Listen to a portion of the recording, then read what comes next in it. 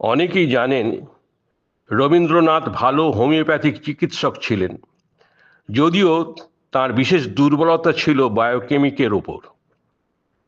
সেবার রামগড়ের হৈমন্তী বাড়িতে রবীন্দ্রনাথ আছেন, সাথে রথীন্দ্রনাথ, দীনেন্দ্রনাথ, মুকুলচন্দ্র দে প্রমুখ।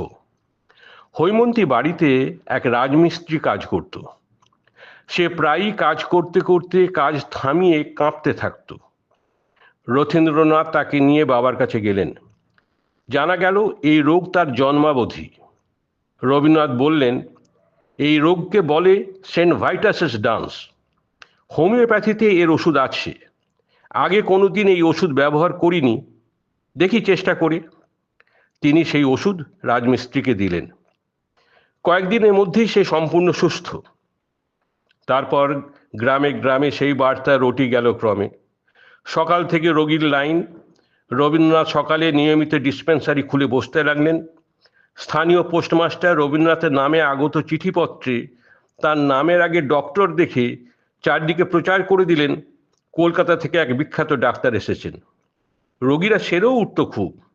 ফলে রামগড়ে কবি রবীন্দ্রনাথের খ্যাতি ছাপিয়ে গিয়েছিল ডাক্তার রবীন্দ্রনাথের কীর্তি। তার চিকিৎসা পদ্ধতিতে কেউ বিশ্বাস না করলে তিনি খুব দুঃখ পেতেন। আশ্রমে সুধাকান্ত রায়চৌধুরীর ছেলের হিমোফিলিয়া রোগ ছিল। ব্যাপারটা জটিল। সব শুনে রবীন্দ্রনাথ নিজেই চিকিৎসার দায়িত্ব নিলেন। রোগী দেখে ওষুধপত্র ঠিক করে দিলেন। এদিকে সুধাকান্তবাবুর ইচ্ছে আশ্রমের বড় ডাক্তারবাবু ডাক্তার শচীন্দ্রচন্দ্র মুখোপাধ্যায় চিকিৎসার দায়িত্ব নেন। কিন্তু তার তখন উভয় সংকট।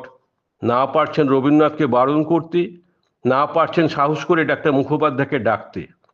শেষে ঠিক হলো, রবীন্দ্রনাথকে না জানিয়েই ডাক্তার মুখোপাধ্যায় এসে রোগী দেখে যাবেন।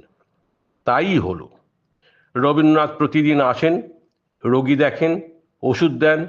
সেই সময়টুকু এড়িয়ে পরে ডাক্তার মুখোপাধ্যায় এসে আবার ওষুধ দিয়ে যান। রোগী ভালোর দিকে, রবীন্দ্রনাথ খুব খুশি। একদিন হঠাৎই অসময়ে তিনি এসে হাজির রোগী দেখতে। ডাক্তার মুখোপাধ্যায় তখন রোগী দেখতে ব্যস্ত।